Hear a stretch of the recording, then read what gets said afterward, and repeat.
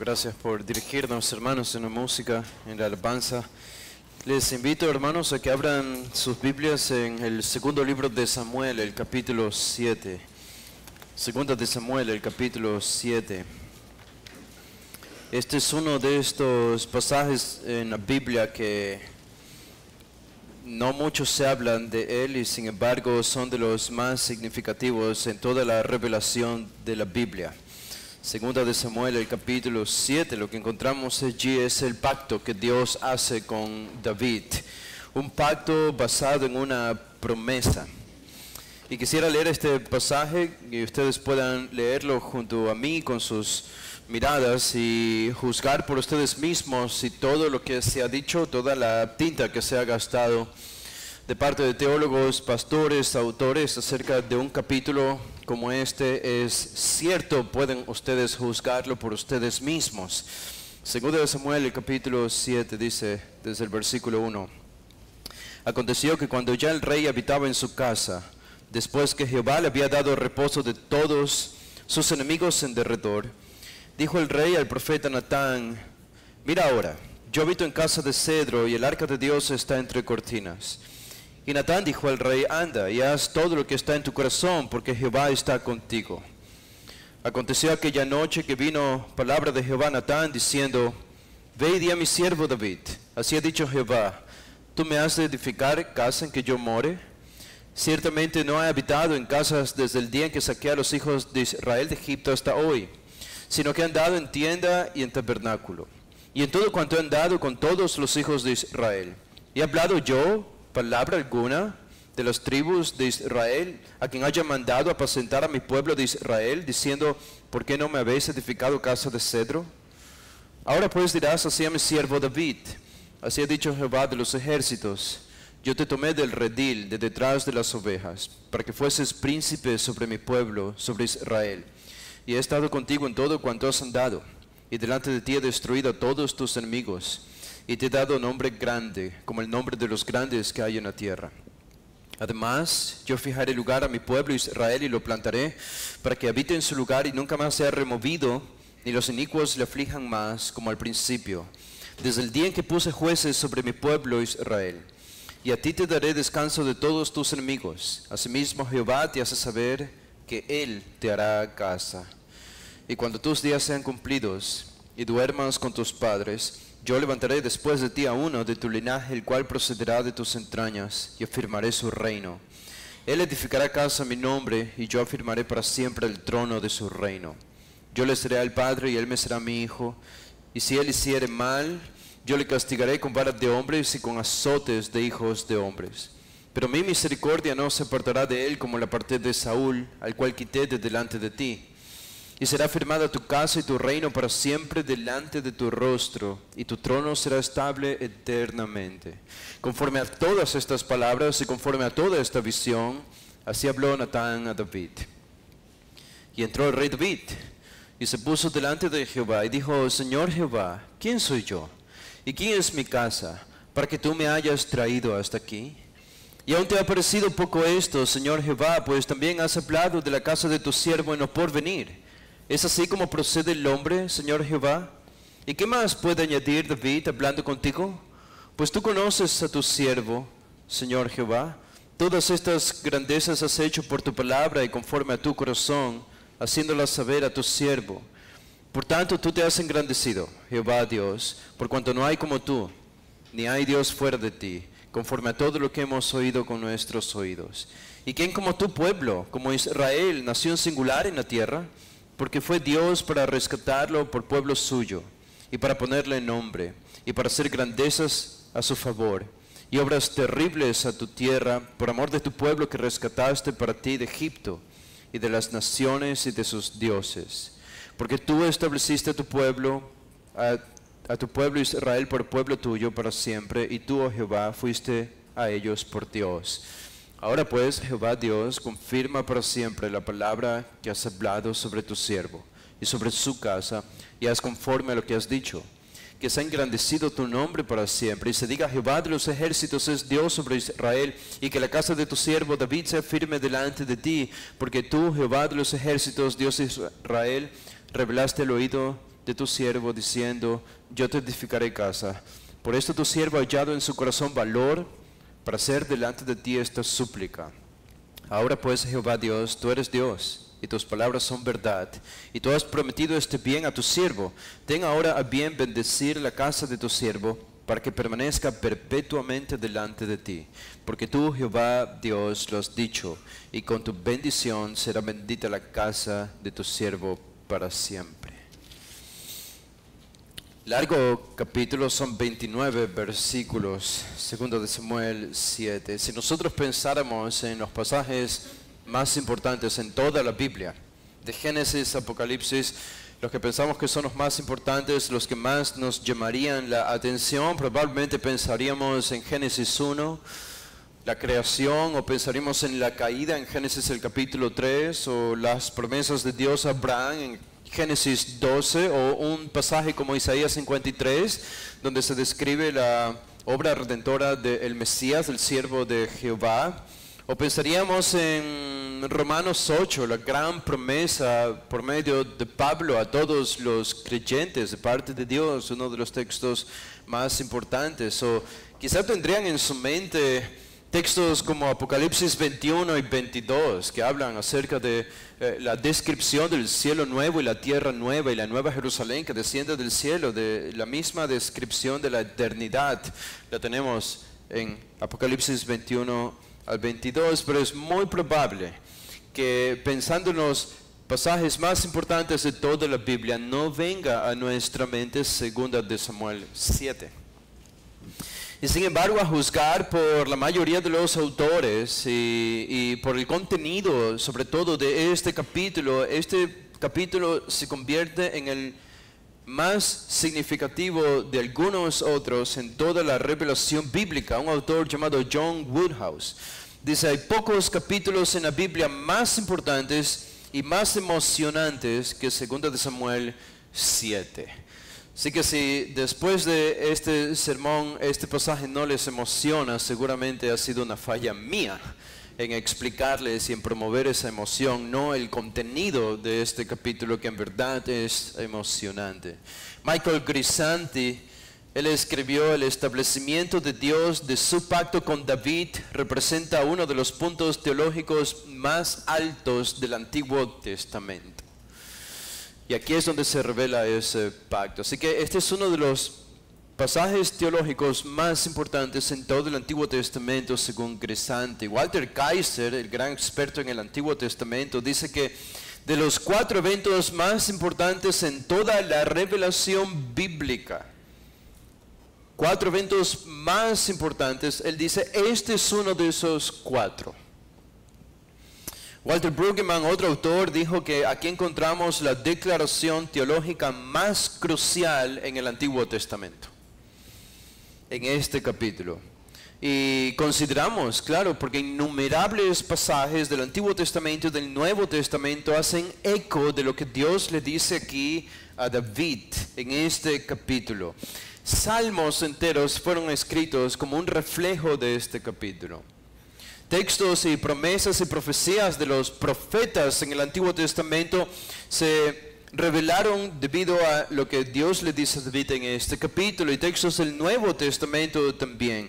Innumerables pasajes son eco de lo que Dios le dice a David aquí, y en un sentido no podríamos entender la historia de la Biblia si no entendemos este capítulo 7. No sabríamos cómo se va a desenlazar la historia final de Dios sobre la humanidad si no tenemos 2 de Samuel, el capítulo 7. Y en un sentido incluso más amplio, no podríamos entender la historia de la humanidad si no entendemos este capítulo 7. Y eso no es una exageración. Y sin embargo, a pesar de todas estas importancias, mi intención en esta mañana no es discutir con ustedes sobre todo el alcance teológico que un pasaje como este tiene.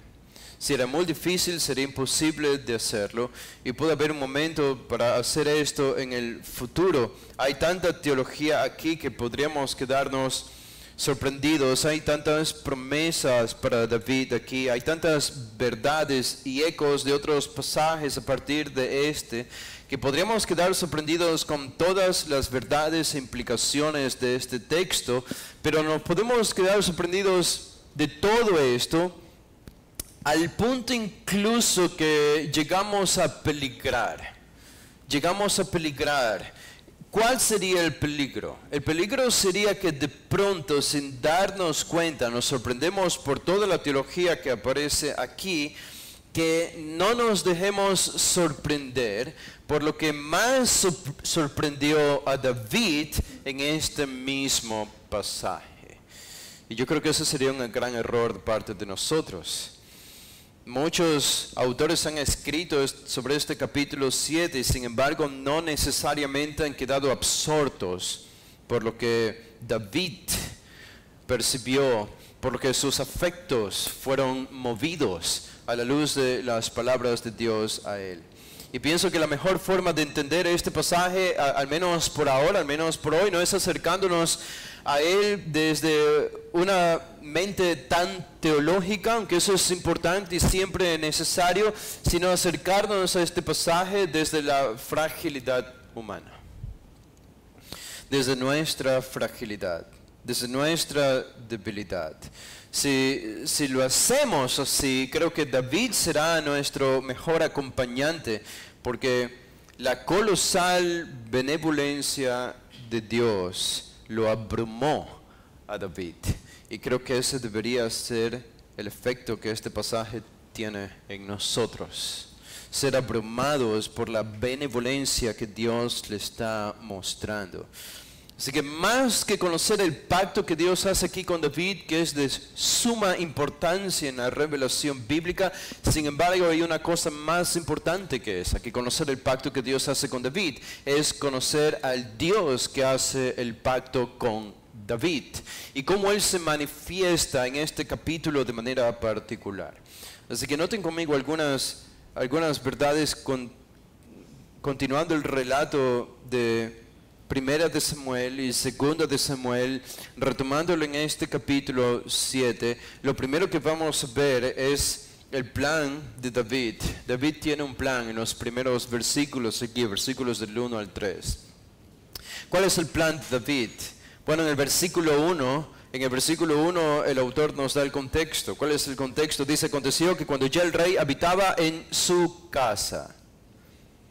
El rey habitaba en su casa. ¿Qué significa esto? Su casa es una referencia al palacio, un palacio real. Y sabemos esto porque en el capítulo 5, en el versículo 11, en este recuento de las victorias y la prosperidad y el éxito de David, dice que Hiram, rey de Tiro, que quedaba cerca de Israel, envió embajadores a David en el capítulo 5, versículo 11, y madera de cedro y carpinteros y canteros para los muros, los cuales edificaron la casa de David. David ya había tomado Jerusalén y allí construyó un palacio. Así que versículo 1 nos dice que David se encuentra en su palacio, es un palacio de cedro, de madera, de excelente calidad. Lo que nos dicen los capítulos anteriores en realidad es que todo le estaba yendo bien a David. Si ustedes observan la segunda parte del versículo 1, 7:1, dice, después que Jehová le había dado reposo de todos sus enemigos en derredor. Todo va bien. David ha sido establecido por Dios.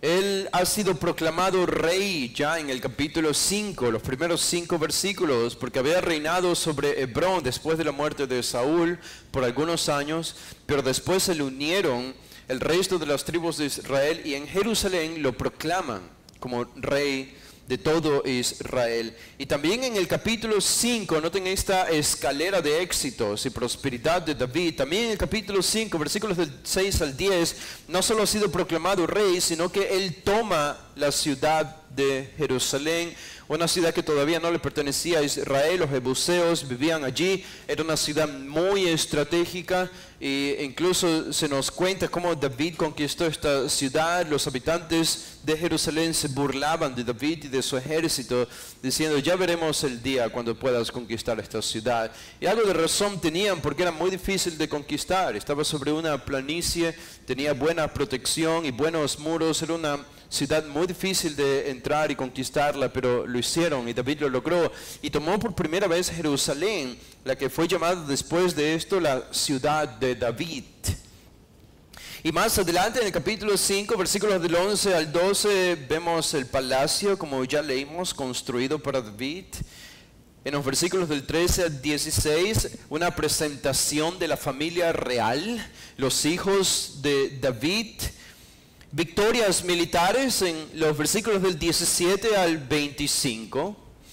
David estaba derrotando a los filisteos y había derrotado a otros enemigos también alrededor de Israel. Y por último, el capítulo 6 narra la importancia de la presencia de Dios simbolizada en el arca del pacto, y cómo el arca del pacto es llevada a Jerusalén. Hay un traspié, hay un error. Dios juzga a los que tocan el arca del pacto, pero David se rectifica. Eso hizo que la transición del arca del pacto a Jerusalén demore 3 meses debido a esto, pero después de 3 meses se retoma esta empresa de traer el arca a Jerusalén, y David lo hace. Y esta es la ocasión, ustedes se acuerdan, cuando él danza y baila por la alegría de traer el arca del pacto, la presencia de Dios, a Jerusalén. Esta es como la última pieza que faltaba para completar todo en su reino. Que la presencia del Dios de Israel se encuentre ahora en la capital de Israel, que es Jerusalén, y finalmente traen el arca del pacto allí a Jerusalén. Y por eso es algo interesante también que notamos en este capítulo 7, que cuando ustedes vienen de leer toda primera de Samuel, el autor llama a David por su nombre, David. Y sin embargo acá en el capítulo 7, al menos en estos 3 primeros versículos, el autor no le llama a David por su nombre, sino que ahora se refiere a él como el rey. En el versículo 1, que cuando ya el rey habitaba en su casa. El versículo 2, dijo el rey al profeta Natán. Y el versículo 3, y Natán dijo al rey. Noten el cambio de presentación aquí de David. No es simplemente más David, él es el rey de Israel. Así que todo va bien, nos dice el versículo 1. Todo va bien, todo es un éxito, todo es prosperidad, y Dios lo ha logrado para David. Sin embargo, hay algo que le molesta a David. Para él no era suficiente con ver prosperidad a su alrededor, y algo le inquietaba internamente, algo faltaba y no podía estar tranquilo. El versículo 2 nos dice que es. Dice el versículo 2, dijo el rey al profeta Natán: mira ahora, yo habito en casa de cedro, pero el arca de Dios está entre cortinas. Esta era parte de la costumbre de los reyes antiguos. David no está diciendo nada descabellado, sino que cuando dioses paganos daban victorias a los reyes paganos devolvían este favor, por decirlo así, construyendo un gran templo para ese dios. Esto lo hacían en todo el Medio Oriente, en el mundo antiguo. Esto era sumamente normal. Y probablemente David tiene algo de este pensamiento, y eso no necesariamente está mal, porque claro, David está pensando en el verdadero Dios. Y él quiere hacer algo para Dios en respuesta a todo lo que Dios le ha permitido, a todo lo que Dios ha hecho por medio de él, a ponerlo como rey, a darle descanso de sus enemigos y permitirle todas estas victorias militares, su propio palacio, el arca del pacto en Jerusalén, y ahora él quiere construir un templo. ¿No les parece interesante en este versículo 2 que nosotros decimos que David quería construir un templo? Sin embargo, David no dice eso de manera explícita en ningún lugar, ¿verdad? Este versículo 2, David no está diciendo quiero construir un templo para Jehová. Bueno, pero esa es la implicación. Eso es lo que él quiere comunicar cuando se lo comunica de esta manera a Natán. Así que algo no está bien él piensa, si algo no está bien, cuando el siervo del Señor vive entre cedros, palacios de cedros, mientras que el símbolo de la presencia de Dios, que es el arca del pacto, se encuentra entre cortinas. Esto no está bien, dice David. Y él se da cuenta de esta disparidad entre dónde vive él y dónde se encuentra el arca del pacto, y él dice, esto no está bien. Esto no está bien, eso debería cambiar. Y él, como les apuntaba hace un momento, no dice quiero construir una casa para Dios, sin embargo eso es lo que quiere comunicar. Probablemente no estaba seguro de esto. Y no quiso usar las palabras demasiado explícitas a Natán. Pero a mí me parece interesante el hecho de que David no simplemente se le ocurre una idea, aunque era el rey, y se propone hacerla como si nada, sino que se dan cuenta que aunque haya sido una idea equivocada de David, como vamos a ver más adelante, él consulta a Natán. Antes de entrometerse a construir el templo que quería, él primero pregunta. En otras palabras, él está consultando a Dios. Él está consultando a Dios, y creo que eso es un punto a favor para David. Y tampoco, en otras palabras, él no hace lo que quiere. Hay algo de cautela de parte de David en este versículo 2, en sus palabras a Natán. Y de ahí también que más adelante Dios va a corregir este plan de David. Pero este es su plan. Pero el plan de David va a ser corregido por Dios, pero es una corrección amorosa. No es una reprensión como las que Dios hacía a Saúl. Es una corrección amorosa. Estaba pensando en un personaje antiguo de la Iglesia Católica llamado Francisco de Asís. Probablemente algunos de ustedes conozcan ese nombre. Probablemente alguno de ustedes oró a Francisco de Asís en el pasado, si pertenecieron a la Iglesia Católica.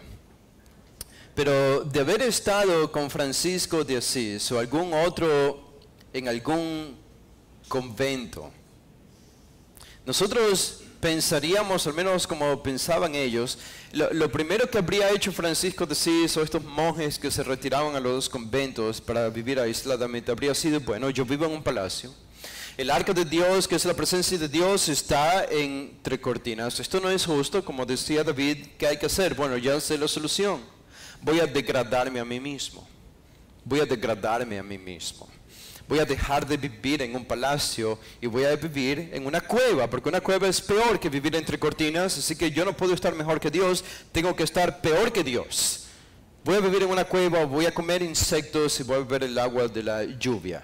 Esto es lo que habría hecho personajes como Francisco de Asís y otros. Pero David, notan, él no se degrada a sí mismo. Este no es su plan. Su plan no es irse a vivir a una cueva, algo más feo que el arca del pacto donde estaba, sino que él quiere promover el lugar donde residía el arca del pacto. Él quiere construir un lugar mejor, quiere enaltecer el arca del pacto, que es donde está la presencia de Dios. Así que no es difícil ver la progresión en David, su pensamiento. Él está en su casa, él está descansando ya de sus enemigos. Por fin no hay tantas guerras, o casi ya no hay guerras como antes. Todo está edificado, todo va bien por fuera. Ahora él tiene tiempo para pensar. ¿Y qué más se puede hacer para mejorar el reino de Israel y administrarlo? Y aunque por fuera todo está bien, el rey mismo por dentro no está bien. Y sabe que falta algo, y algo hay que solucionar. Y noten lo que dice el versículo 3. ¿Cuál fue la respuesta de Natán a este plan de David? Dice el versículo 3, y Natán dijo al rey, anda, y haz todo lo que está en tu corazón, porque Jehová está contigo. Esta fue la respuesta del profeta de Dios, Natán. Haz todo lo que está en tu corazón. Él entendió. Él le dijo, tú eres el rey, Dios está contigo. Tu plan debe ser el plan divino, el plan de Dios. Así que ve, construye el templo. Ahora, David tiene entonces todas las oportunidades y la posibilidad de empezar su empresa de construir un templo para el arca del pacto. Esto es algo bueno y ha recibido la confirmación de Natán, el profeta de Dios. Y todo parece ser obvio para Natán y para David. Todo parece tener sentido. El rey David tiene un buen deseo. Y nosotros debemos seguir este deseo y esta instrucción. El profeta Natán lo ve de la misma manera y le dice: manos a la obra. Adelante, esto viene de Dios, excepto que eso no venía enteramente de Dios. Noten en el versículo 4, dice: aconteció aquella misma noche, que vino palabra de Jehová a Natán, diciendo: ve y di a mi siervo David, así ha dicho Jehová, ¿tú me has de edificar casa en que yo more? Noten esta corrección es para Natán y para David, para ambos. Ahora, ustedes dicen: pero Natán, el profeta se equivocó.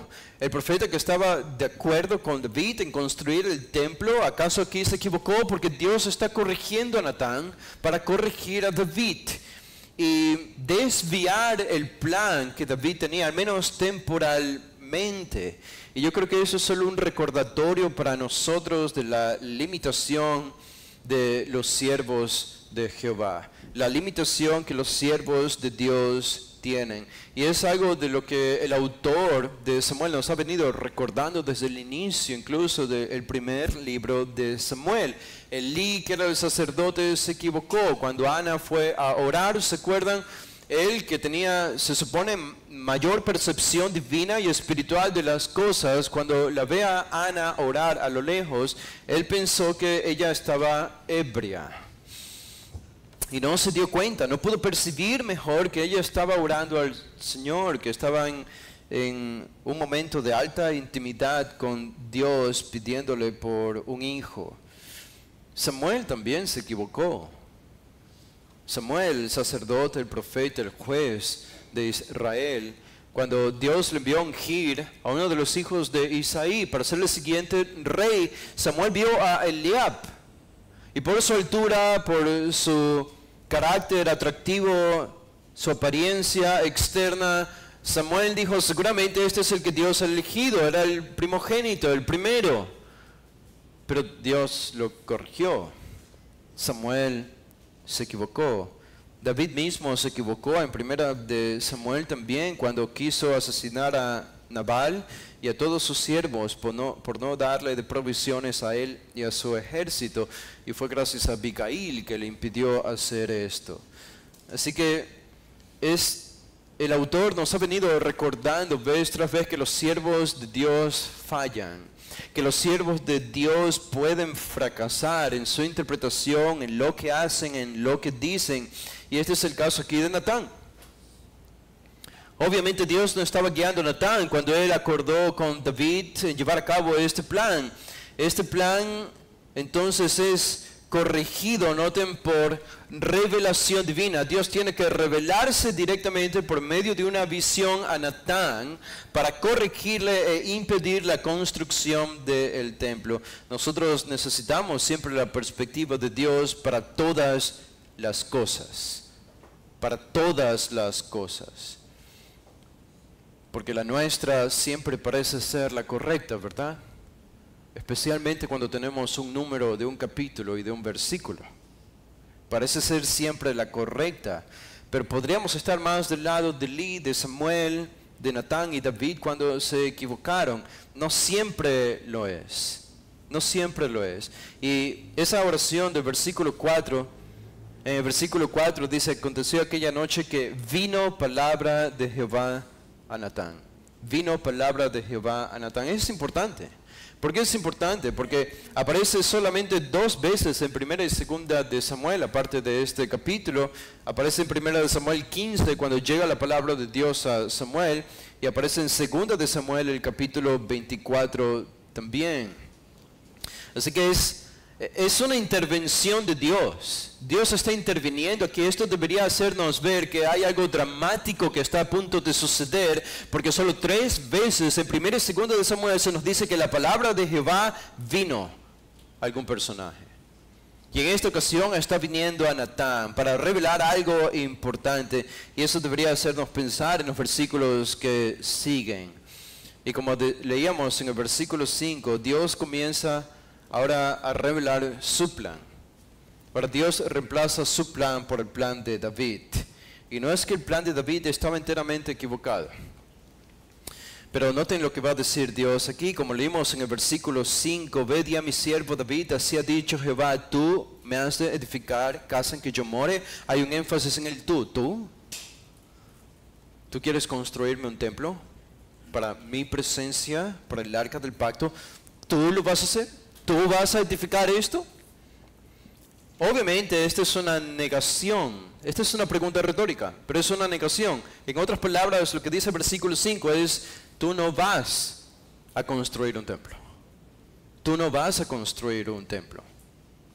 Aunque todo parecía ser obvio, Dios está diciendo que no. Noten lo que dice el versículo 6. Dios añade una pequeña explicación allí en el versículo 6. Dice, ciertamente no he habitado en casas desde el día en que saqué a los hijos de Israel de Egipto hasta hoy, sino que he andado en tienda y en tabernáculo. Y dice en el 7, y en todo cuanto he andado con todos los hijos de Israel, he hablado yo palabra alguna de las tribus de Israel a quien haya mandado apacentar a mi pueblo de Israel, diciendo, ¿por qué no me habéis edificado casa de cedro? En otras palabras, lo que está diciendo Dios aquí en los versículos 6 y 7 es, no vas a construirme una casa. ¿Por qué? Porque yo he viajado con ustedes desde el principio, desde que salieron de Egipto. Yo he peregrinado con ustedes. Yo he ido de un lugar a otro lugar porque no hemos hallado un lugar estable todavía. Y hemos seguido viajando desde los días de la salida de Egipto hasta ahora, incluso en el tiempo de los jueces, la cosa era muy inestable en Israel. Vivían opresión, Dios los liberaba, pero de nuevo entraban en pecado, de nuevo opresión y Dios los liberaba. No había un reino, no había estabilidad, no había obediencia, no había sujeción. Nada era estable, por lo tanto la presencia de Dios no podía quedarse estable tampoco en algún lugar específico en la tierra de Israel. Y Dios está diciendo, por eso a nadie hablé sobre edificarme una casa en el pasado. Porque no era el tiempo propicio. ¿Por qué? Porque Israel no estaba preparada para que yo habite en un templo, en un lugar de cedro. Y Dios está diciendo aquí, Él está reconociendo en los versículos 6 y 7, no descanso, yo no descansaré. Me estoy moviendo de un lugar a otro en mi arca. Yo no descanso hasta que ustedes descansen. Hay un tema importante aquí acerca del descanso. Como aparece en el versículo 1, Jehová le había dado reposo a David. Reposo. Y más adelante se vuelve a repetir esta palabra en los versículos que leímos. No hay descanso para Israel. David pensaba que había hallado descanso y en parte era cierto, pero Dios considera que todavía faltaban algunas cosas más. No hay todavía un descanso. ¿No les parece esto un Dios que es tan condescendiente, que se condesciende con su creación, con su pueblo?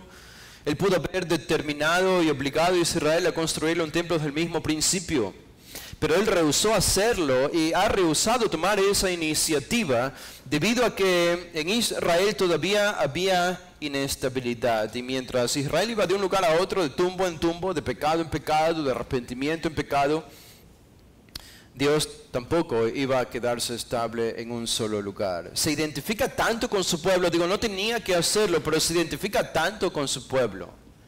Y eso lo vemos gráficamente en el hecho de que no quiso que se le construya un templo todavía. Aquí vemos un gran contraste entre el Dios verdadero y los dioses paganos. Un gran contraste. Los dioses paganos demandaban construcciones de templos, sin importar la condición del pueblo.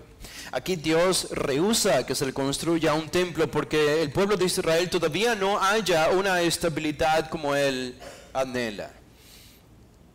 Dios, en otras palabras, no se avergüenza de ir de tienda en tienda. Mientras que al mismo tiempo tenías a Baal, tenías a Moloch y tenías a muchos otros dioses alrededor de Israel con sus grandes templos, grandes edificios y construcciones, y el Dios verdadero, el Dios del universo, está contento, está bien, está más o menos cómodo y tranquilo con su arca, su propia presencia, morando entre tiendas de tela. ¿Qué diferencia hay entre Dios y los dioses paganos?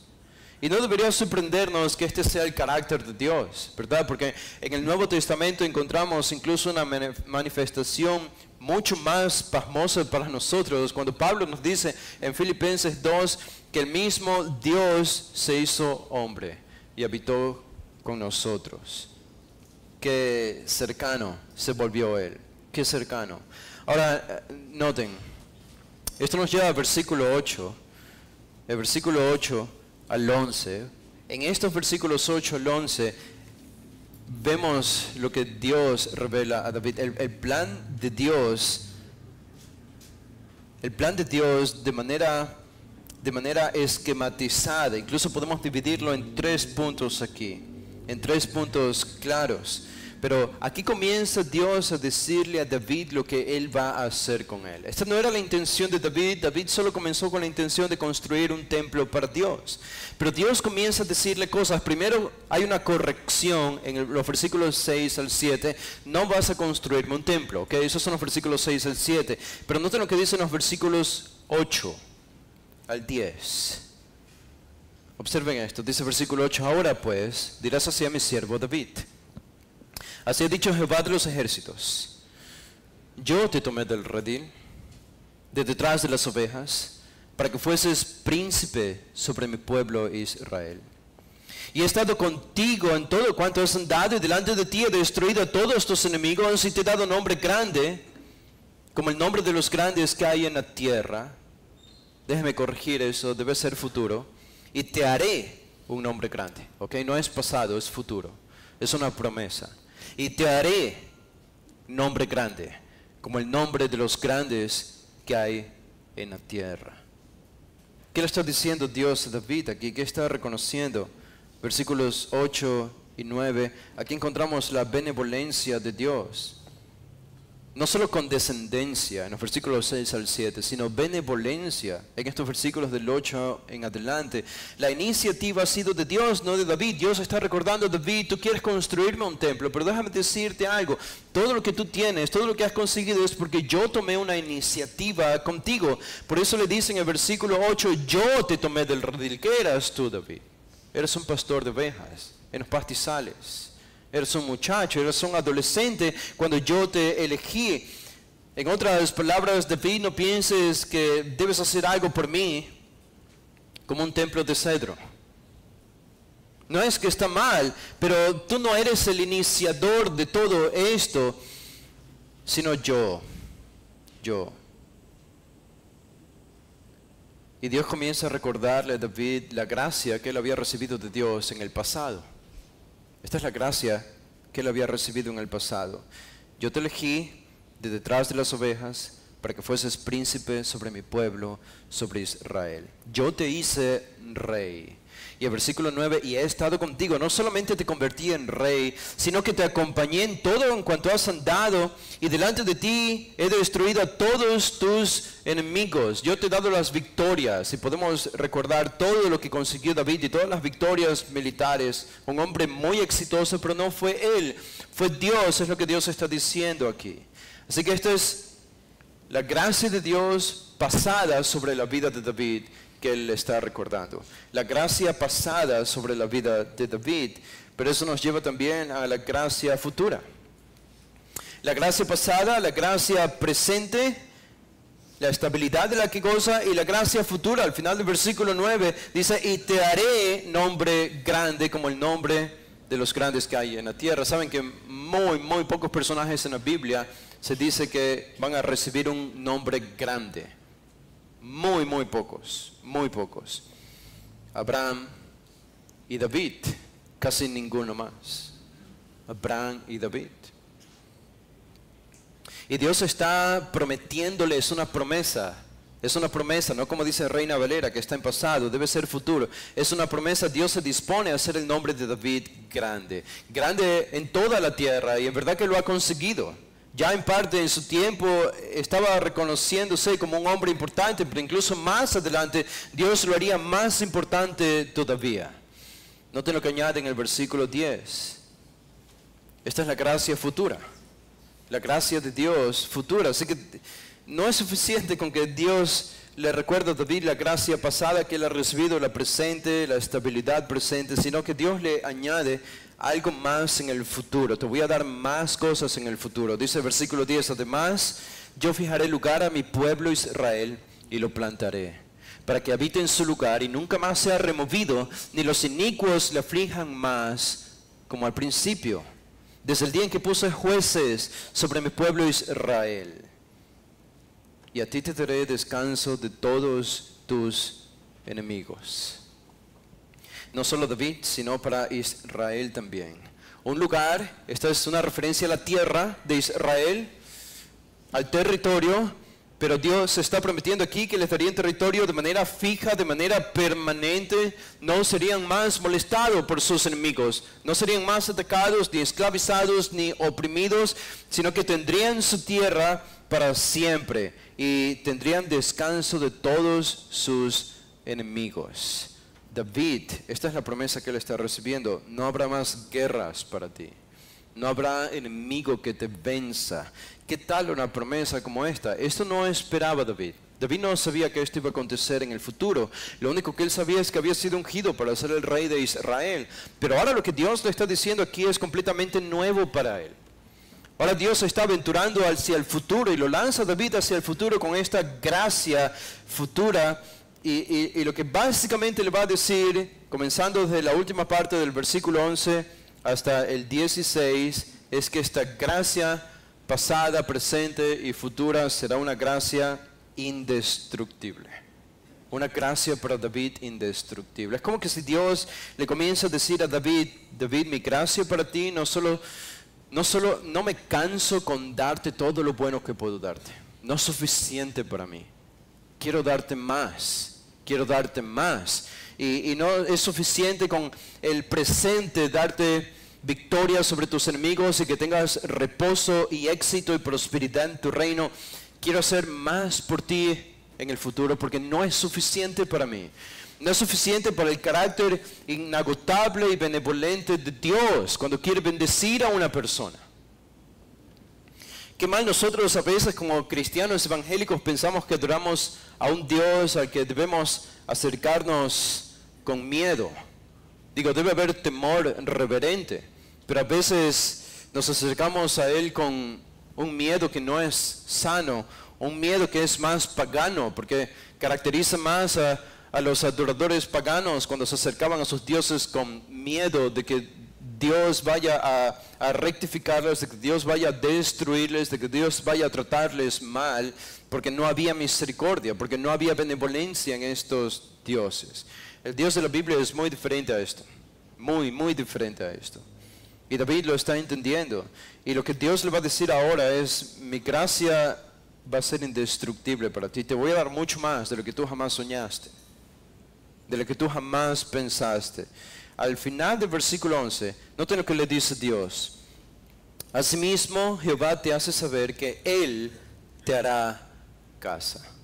Ahora, ese es un punto de inflexión importante. Porque todo el pasaje comienza con David queriendo construir una casa para Dios en el versículo 2. Y ahora acá Dios le está diciendo, yo te haré una casa. Tú no me harás una casa a mí, yo te voy a hacer una casa a ti. ¿Cuál es la referencia aquí? ¿A qué se refiere Dios? ¿A qué se refiere Natán con esto? Bueno, obviamente Dios no está pensando en un palacio, porque David ya tenía su palacio. No está pensando en un edificio. Lo más probable es que Dios está pensando aquí en la dinastía de David. En la dinastía. Tus descendientes, siempre tendrás un descendiente que se siente sobre el trono de Israel. Tu descendencia será para siempre. Asimismo, Jehová te hace saber que Él te hará casa. Yo voy a construir y voy a edificar tu dinastía. Y lo primero que le dice en los versículos 12 al 13 es que esta dinastía, esta casa que Él va a construir, no sería anulada por la muerte. La muerte no es suficientemente poderosa como para destruir esta dinastía davídica. Noten el versículo 12. Dice, cuando tus días sean cumplidos y duermas con tus padres, yo levantaré después de ti a uno de tu linaje, el cual procederá de tus entrañas, y afirmaré su reino. Esta es una referencia a Salomón. ¿Y qué va a hacer Salomón? Versículo 13. Él edificará casa a mi nombre. Él va a edificar casa a mi nombre. Él va a ser el elegido para construir un templo. Y dice, y yo afirmaré para siempre el trono de su reino. Así que tu muerte, David, y la muerte de tu hijo, y la muerte del hijo de tu hijo no serán un impedimento para que yo afirme tu casa. Yo te voy a construir una dinastía real, un linaje real. Y ese linaje real nunca va a perecer, ni siquiera la muerte, ni siquiera tu muerte será un impedimento. En el versículo 14 y 15, ya al final del versículo 13, tenemos esta referencia de que yo afirmaré para siempre el trono de su reino. ¿Cómo un reino humano y terrenal puede durar de manera eterna? Esto es imposible para nosotros, a menos que uno de nosotros vivamos eternamente, reinando eternamente. Salomón no lo logró porque Salomón murió. El hijo de Salomón también murió y todos los descendientes de David murieron. Ahora, no solo esto, sino que hubo un problema. En el 586, de manera oficial, la dinastía de David sufrió una interrupción porque vino Babilonia, conquistó Jerusalén y ya no hubo más rey sentado sobre el trono de Israel en Jerusalén. Fueron llevados cautivos al exilio y no volvió a haber rey. No se ha vuelto a sentar un rey sobre el trono de David hasta el 2025 de nuestra era. Hubo intentos de algunos gobernantes allí, intentos de reconstrucciones y avivamientos, pero nunca volvió a sentarse un rey descendido de David sobre el trono de Israel para reinar. Y sin embargo la promesa aquí es clara. Al final del versículo 13, yo afirmaré para siempre el trono de su reino. ¿Cómo podemos explicar o cómo podríamos entender esto? Bueno, noten el versículo 14. Dios va a decirle a David, la muerte no va a ser suficiente para destruir tu dinastía, pero el pecado tampoco será suficiente para destruirlo. El pecado tampoco. Dice el versículo 14, yo le seré a él padre, y él me será a mi hijo. Esta es una referencia a Salomón. Dice, y si él hiciere mal, yo le castigaré con vara de hombres y con azotes de hijos de hombres. Así que Dios está reconociendo en esta promesa de que los descendientes de David van a pecar. David mismo pecó, unos capítulos más adelante, fracasó. Salomón también pecó y fracasó. El hijo de Salomón también fracasó y pecó. Y Dios lo está reconociendo. Si ellos desobedecen, los castigaré con vara de hombres y con azotes de hijos de hombres. Es decir, habrá pecado en tu dinastía, David. Habrá desobediencia. Esta no es una dinastía perfecta porque es una dinastía de hombres. Sin embargo, la promesa es esta, el versículo 15. Pero mi misericordia no se apartará de él como la aparté de Saúl, al cual quité de delante de ti. Ustedes recuerdan lo que pasó con Saúl. Cuando Dios desechó a Saúl, su dinastía pereció. No hubo más descendencia de Saúl. Y nada había más importante para un rey que recibas la promesa de que sepas de que un descendiente tuyo siempre se va a sentar sobre el trono. De que tu apellido, de que tu nombre nunca va a desaparecer porque tu linaje va a permanecer para siempre en el reino de alguna nación. Y lo que David está recibiendo aquí de parte de Dios es justamente esto. Va a haber pecado, va a haber desobediencia, va a haber disciplina contra los reyes de tu descendencia, pero eso no será suficiente para que yo me deshaga de la dinastía y cambie a otra dinastía diferente. No. Aún en medio del pecado, mi promesa va a permanecer. La promesa de Dios está por encima del pecado del hombre. La promesa de Dios a David no dependía de David ni de sus descendientes. No dependía de la obediencia de David ni de la obediencia de sus descendientes.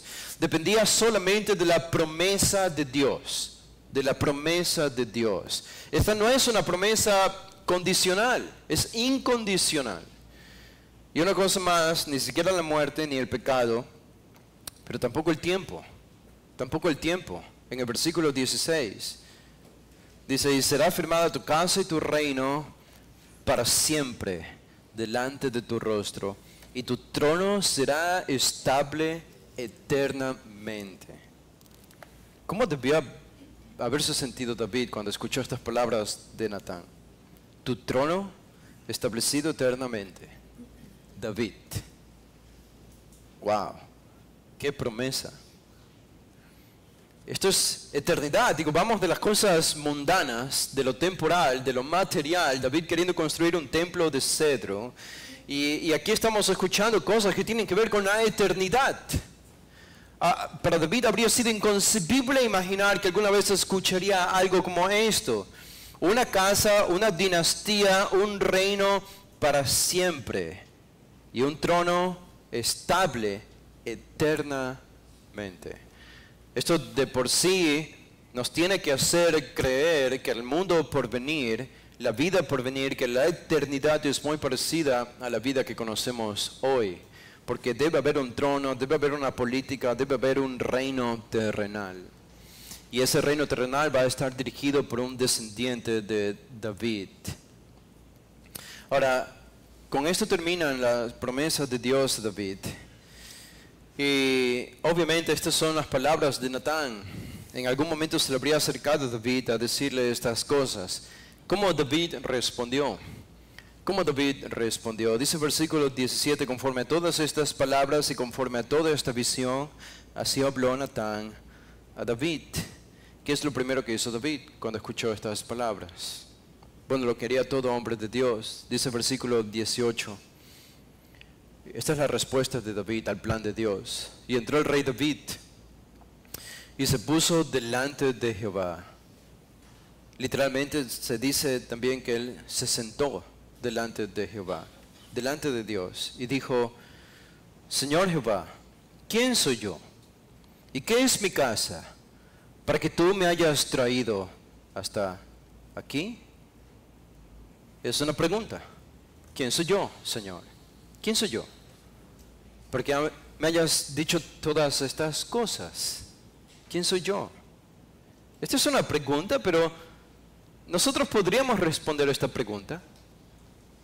David no quiere que Dios le responda a esta pregunta, porque es una pregunta retórica, pero nosotros podríamos responder esta pregunta. David te está preguntando quién soy yo, y tú y yo sabemos quién es David, al menos hasta este punto en la revelación bíblica. Es el hombre que fue ungido por Samuel para ser el rey de Israel. Es el hombre, el único valiente de todo el ejército de Israel que luchó contra Goliat y lo venció. Es el hombre de quien cantaban. En Israel Saúl venció a sus miles, pero David a sus 10,000. Es el hombre que ha traído estabilidad y unidad a toda una nación, a todo un reino de Israel, creando casi un imperio en el Medio Oriente, 1000 años antes de Jesús. Este es David. Este es David. Y con todo este bagaje para David, que lo convertiría a ojos de cualquiera de nosotros en el hombre más importante de la tierra, más importante que un presidente. Aún con todo esto, la respuesta de David, la pregunta de David es, ¿quién soy yo? ¿Quién soy yo? Observan la humildad de David. Observan la humillación de David. Uno no siempre tiene esta pregunta o esta perspectiva de uno mismo en su mente. Probablemente la respuesta de algunos puede ser, yo te voy a decir quién soy. Yo te voy a decir quién soy. Tengo algún pedigrí detrás de mí. Puedo decirte los títulos que tengo y los talentos que tengo. ¿De qué soy capaz? Mi coeficiente intelectual. Las cosas que soy capaz de leer y entender, y de interpretar, y de hacer, que otros no pueden como yo puedo. Mira mi apariencia. David era un hombre bien parecido. Era un hombre atractivo, era un hombre exitoso, era un gran militar, era un gran general, era un gran rey, era un rey justo. Era todo el paquete unido. Y aún así su respuesta a Dios al escuchar todo esto es: ¿quién soy yo, Señor? ¿Quién soy yo? ¿No debería ser esa nuestra perspectiva siempre? ¿Quién soy yo? Esta es la manera correcta de cómo debemos empezar nuestras oraciones. Esta es la manera como debemos responder a las bendiciones de Dios, sea que las percibas o no las percibas, están allí y debemos reconocer a Dios de esta manera. ¿Quién soy yo y qué es mi casa para que tú me hayas traído hasta aquí? Y él añade en el versículo 19, noten que esta es la manera apropiada de comenzar, porque ustedes van a ver cómo él va a terminar esta oración. En el versículo 19 dice: ¿y aún te ha parecido poco esto? Digo, ¿no fue suficiente, Señor, lo que ya has hecho por mí en el pasado hasta ahora? Es demasiado. Ya no puedo con tanta bendición. ¿Alguna vez alguno de ustedes se ha quejado de ser bendecido tanto por el Señor? Digo, puede ser tanta la bendición que se convierte en una queja de parte de nosotros. No digo que David se está quejando, pero es casi como que llega al punto de quejarse de ¿por qué tanto a mí? ¿Por qué tanto a mí? Si yo sé que no lo merezco, yo sé quién soy por dentro en realidad. Y David añade: y aún ha parecido poco esto, Señor. ¿Te ha parecido poco, Señor Jehová? Pues también has hablado de la casa de tu siervo en lo porvenir.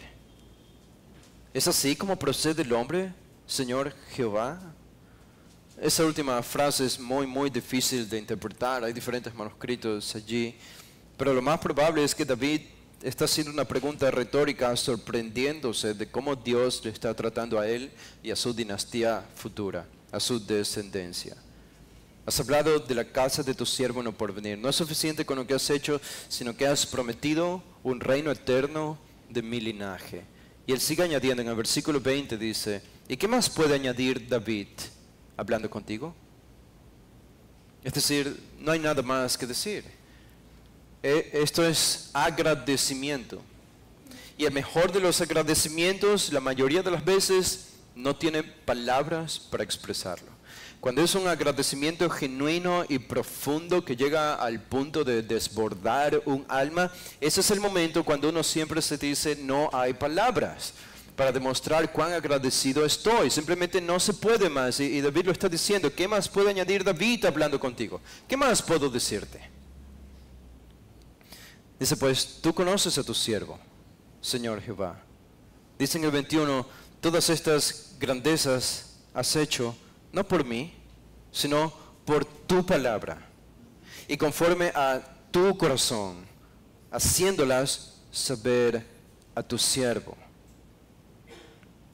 David era completamente ignorante de lo que iba a pasar en el mundo. Él solo sabía que Dios había prometido un redentor desde Adán y Eva. Es todo lo que él sabía. Y sabía que este redentor, este hombre, sería un gran hombre, que sería un rey. Es todo lo que David sabía. Pero ahora lo que Dios le dice aquí a David es que de entre todos los reyes y todas las personas en Israel, porque David podría haber pensado: yo voy a morir algún día y mi hijo algún día mi dinastía va a perecer y Dios va a reemplazar nuestra dinastía con otra dinastía. David pudo haber pensado perfectamente esto, pero Dios le dice: no, tu dinastía ya no va a ser reemplazada como la de Saúl, nunca más. Esta será la única que habrá en toda la historia de Israel eternamente. De pronto David pasa de conocer muy poco a entender el significado de la historia humana, a entender el futuro escatológico de la humanidad, porque ahora él sabe que alguien de su linaje va a sentarse en su trono para gobernar no solo sobre Israel, sino sobre el mundo entero. Él conoce ahora el final de las cosas, él lo entiende todo, y de allí que probablemente meditando en estas mismas palabras, él escribe el Salmo 110, diciendo: dijo el Señor a mi Señor, siéntate a mi diestra hasta que ponga a tus enemigos por estrado de tus pies. Y otros salmos mesiánicos en los que David habla del siervo de Jehová, del Mesías. Él sabía, él entendió lo que Dios le estaba diciendo aquí. Y todo esto vino por un acto de revelación. Una noche, un día, todo cambió para David, toda la perspectiva futura del mundo cambió. Ahora lo podía entender. Y dice el versículo 22, por tanto, dice, Tú te has engrandecido, Jehová Dios, por cuanto no hay como tú, ni hay Dios fuera de ti, conforme a todo lo que hemos oído con nuestros oídos. Notan, esa es la perspectiva correcta. Cuando nosotros empezamos a orar y a adorar al Señor, como David lo hace aquí, desde el inicio, preguntándose, ¿quién soy yo? ¿Quién soy yo? Para que me hayas salvado. ¿Quién soy yo?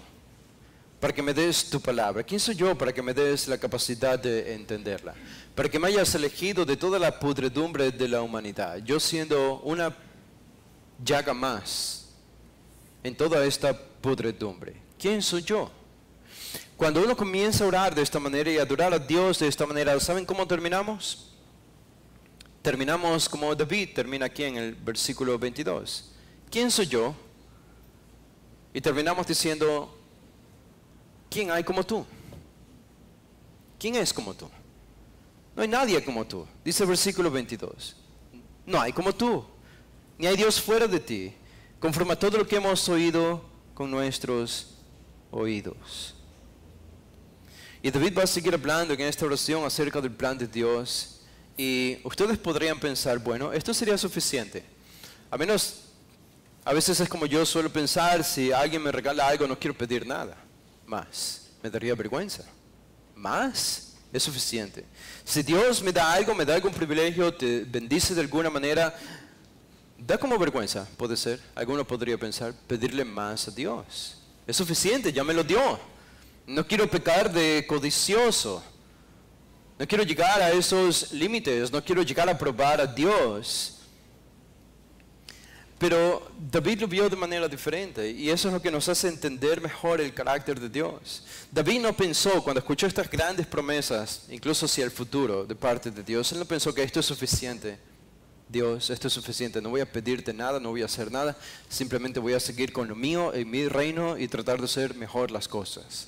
No, David fue más allá, ¿por qué? Porque él llegó a conocer el carácter de la incontenible misericordia de Dios, de la incontenible benevolencia de Dios. Él llegó a conocer a Dios más allá de sus bendiciones. Él llegó a conocer el carácter de Dios y llegó a entender que Dios está más deseoso que mí y que ti de darnos sus bendiciones. Él cree más y Él tiene mayor deseo de bendecirnos de lo que nosotros tenemos el deseo de que Él nos bendiga. Y no es eso ridículo cuando nos ponemos a pensar, ¿cómo puede ser esto? Pero es simplemente porque a veces no podemos ver de manera clara el carácter de Dios. Y por eso David encuentra en esta promesa de Dios no un impedimento para no orar más, sino pedir más, sino todo lo contrario. Encuentra en esta promesa de Dios un aliciente para ir a Dios y pedirle incluso más. Y pedirle que reafirme esta promesa que le acaba de hacer. Nota lo que dice el versículo 27. Dice, porque tú, Jehová de los ejércitos, Dios de Israel, revelaste al oído de tu siervo, diciendo, yo te edificaré casa. Por esto tu siervo ha hallado en su corazón valor. ¿Notan? No vergüenza para no pedir más, sino valor. Por lo que tú me has prometido, he hallado valor para hacer delante de ti esta súplica. Y David le suplica, ahora pues, versículo 28, Jehová Dios, tú eres Dios, y tus palabras son verdad, y tú has prometido este bien a tu siervo. Ten ahora, y esta es su petición, ten ahora a bien bendecir la casa de tu siervo. Ahora bendícela. ¿Lo has prometido? Muy bien. Ahora mi petición es, y será desde hoy en adelante, entonces bendíceme. Ya que lo has prometido, quiero ver esa bendición para que permanezca perpetuamente delante de ti, porque tú, Jehová Dios, lo has dicho, y con tu bendición será bendita la casa de tu siervo para siempre. Las promesas de Dios para nosotros nunca deberían ser una atadura de cuerdas que no nos permitan ir a Él con mayor frecuencia, sino todo lo contrario. Deberían ser un aliciente que nos envíen al trono de la gracia para pedir que Él reafirme en nuestra vida esas promesas que nos ha hecho en su palabra. La promesa de Dios a David aquí fue para David, pero obviamente tiene un reflejo y una aplicación indirecta para nosotros también, porque seremos parte de este gran reino que el Mesías vendrá a inaugurar en el futuro. Qué importante es conocer no solo lo que Dios dice aquí, sino el Dios que dice las cosas en este pasaje a David. Este es un texto que uno debe estudiarlo también teológicamente y es algo que no hemos hecho en esta mañana. Pero todo lo que está aquí emana de un Dios que encuentra un corazón que difícilmente se resiste a llenarnos y colmarnos de sus bendiciones. Para Él nunca es suficiente y Él siempre quisiera más. Y Él mira desde el cielo a cada uno de sus hijos y dice, ok, este hijo ora a mí, este hijo me obedece, entonces le voy a bendecir. Y después tropieza y falla y deja de depender de mí, deja de orar a mí, se ocupa con las cosas del mundo y pierde su tiempo en otras tareas. ¿Cómo hubiese querido que sea diferente? Dice Él, para bendecirlo más. Porque quiero llenarle y colmarle de mis bendiciones. Quiero hacerlo como lo hice con David. Quiero darle éxito. Quiero prosperarlo en todo lo que haga. Quiero darle bienestar espiritual. Quiero poner en orden su vida. Quiero traer salvación a los suyos y los que están cerca. Quiero utilizarlo de grandes maneras. Si tan solo halláramos primero en la palabra de Dios las promesas de Dios. Y que esas promesas de Dios nos lleven a ese trono de la gracia, a su presencia, para que con ese valor nosotros pidamos que Él reafirme sobre nosotros esas promesas. Este es un sermón más devocional, creo, pero probablemente útil para desviarlos de toda discusión política, que no es que no sea necesaria, tiene su necesidad en su tiempo porque debemos pensar bien. Pero creo que por encima de todo necesitamos llenarnos más de Dios. Nosotros, todos, ¿verdad? Como iglesia y cada uno de nosotros como individuos. Pero no lo vamos a hacer si no estamos con Él. No podemos hablar de Dios si no pasamos tiempo con Dios. No sale nada de nosotros si no pasamos tiempo con Él. Si no oramos, si no recibimos su palabra en devoción. Y es tiempo de hacerlo para nuestra iglesia, para nosotros, para el bien de su pueblo. Hagamos una oración para terminar. Padre, te damos gracias, Señor, por esta inconmensurable verdad que nos confronta. A veces más terrible que tu ira puede ser tu amor. Tu ira no transforma necesariamente los corazones, pero tu amor derrite los corazones. Y nos ves vulnerables.